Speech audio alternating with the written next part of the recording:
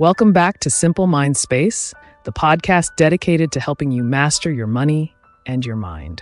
Today, we're diving deep into the fascinating world of our inner voice, that constant stream of thoughts, ideas, and sometimes anxieties that occupy our minds.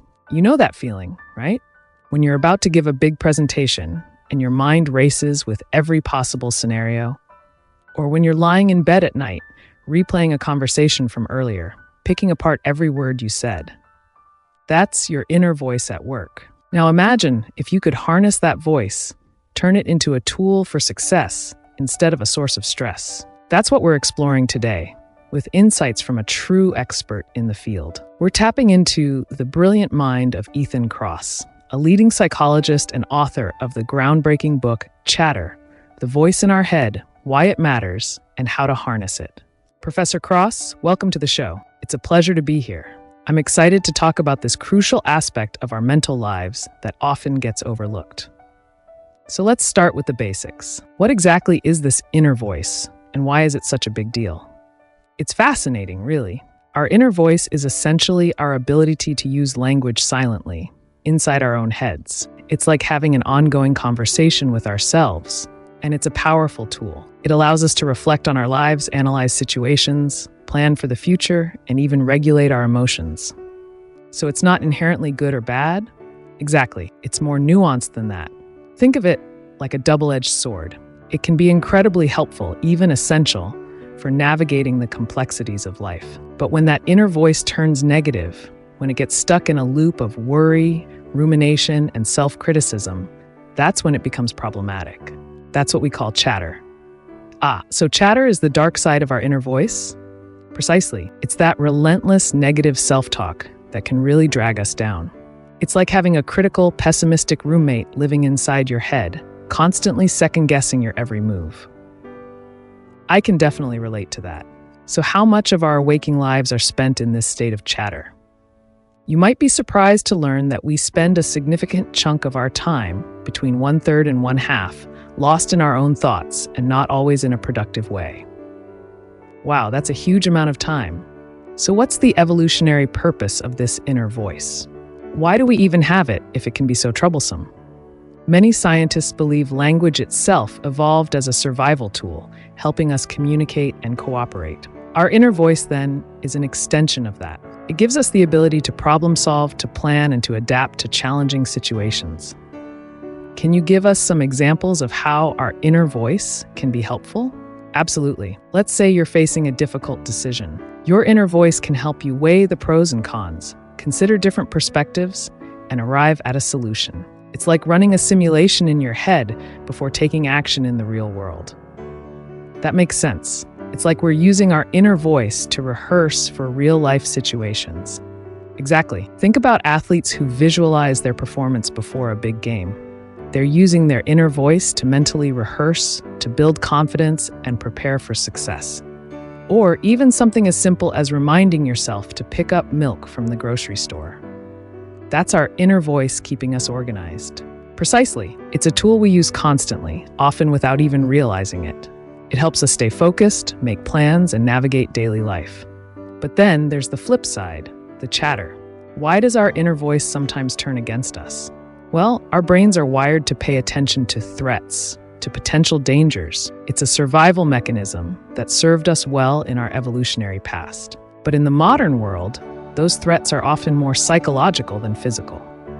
We worry about deadlines, relationships, finances, things that trigger the same stress response as a saber-toothed tiger, even if they're not immediate threats to our physical safety.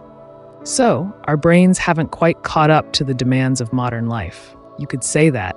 Our stress response system is ancient, and it doesn't always distinguish between a real physical threat and a perceived psychological one. So we end up ruminating about that awkward work email or that argument with a loved one long after the event has passed. And that's where chatter can take root. It's like our brains are stuck on a loop, replaying negative events and amplifying our stress. Exactly. And that chronic stress can have serious consequences for our mental and physical health. It can disrupt sleep, affect our relationships, and even contribute to anxiety, depression, and other health problems. This is all starting to make sense now. So what can we do about it? How can we tame this inner critic and regain control of our thoughts? That's the million-dollar question. And the good news is there are effective strategies we can use.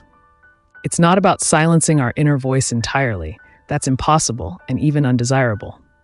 It's about learning to manage it, to channel it in a more positive and productive direction. Professor Kross, you've dedicated your career to studying chatter and developing ways to combat it. What are some of the most effective strategies you've discovered? There's no one-size-fits-all solution, as each of us experiences and manages chatter differently. But there are several science-backed tools that can make a huge difference. Let's delve into those tools. What are some practical techniques people can start using today to quiet the chatter? One powerful approach is what we call distancing. It's about shifting your perspective, viewing your situation from a more objective standpoint. Can you give us an example of how that might work? Absolutely. Imagine you're feeling overwhelmed by a work project. You might be tempted to spiral into negative self-talk. I'm never going to finish this. I'm not good enough. That sort of thing. We've all been there, right? So instead of getting swept away by those thoughts, try distancing yourself. Talk to yourself in the third person, as if you were advising a friend. You might say, okay, Ethan, you're feeling stressed about this project, but you've handled tough deadlines before. You've got this. It's almost like we're stepping outside of ourselves and offering advice from a more rational, compassionate perspective. Exactly. That shift in perspective can create psychological distance from the problem, making it feel less overwhelming and easier to manage. So simple, yet so powerful. What are some other distancing techniques people can try? Another effective method is temporal distancing, mentally fast-forwarding to the future. Ask yourself, how will I feel about this in a week? In a month? In a year? Chances are, whatever's causing you stress right now won't seem as significant in the grand scheme of things. That's a great reminder to keep things in perspective. It is. Our brains tend to overestimate the intensity and duration of negative emotions. Temporal distancing helps us tap into a more realistic view. So we're essentially using time as a tool to diminish the power of those negative thoughts.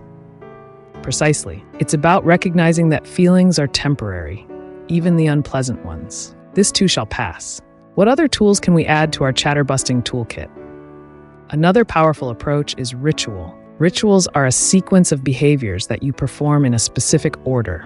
The same way each time, think of it as creating a sense of order and control, which can be incredibly calming when you're feeling anxious or overwhelmed. Can you give us some examples of rituals that people can incorporate into their lives? Absolutely. They don't have to be elaborate. It could be as simple as a morning routine, making your bed, meditating for a few minutes, enjoying a cup of coffee while listening to your favorite podcast. The key is consistency, performing those actions in the same sequence each day. So, it's about creating a sense of structure and predictability, which can be especially helpful during times of uncertainty. Exactly. Rituals provide a sense of grounding and can help quiet the chatter by giving our minds something positive and predictable to focus on. I can see how that would be helpful. Are there any other tools we haven't touched on yet? One more I'd like to mention is the power of nature. Research has shown that spending time in nature can have a profound impact on our mental well-being. Even a short walk in the park or listening to nature sounds can help reduce stress and quiet the chatter. That's something most of us can easily incorporate into our days. So to recap, some of the key takeaways are practicing distancing techniques, creating rituals, and connecting with nature. Are there any other parting words of wisdom you'd like to share with our listeners? Remember, everyone experiences chatter. It's a normal part of being human. Don't judge yourself for having these thoughts.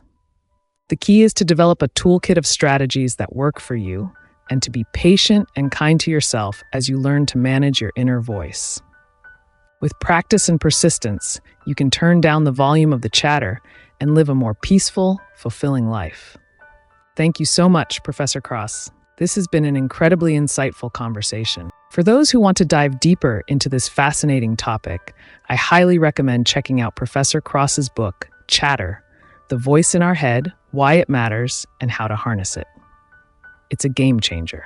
And there you have it, practical, actionable strategies to manage your inner critic and unlock the true potential of your mind. Remember, you are not your thoughts. You have the power to choose which thoughts you entertain, which ones you challenge, and which ones you let go. By becoming more aware of your inner dialogue and implementing these techniques, you can cultivate a more positive and empowering relationship with your own mind. If you enjoyed this episode and found it valuable, please hit that like button and share it with a friend who might benefit from it too. And don't forget to subscribe to Simple Mind Space for more episodes on mastering your money and your mind. Until next time, take care and keep those minds sharp.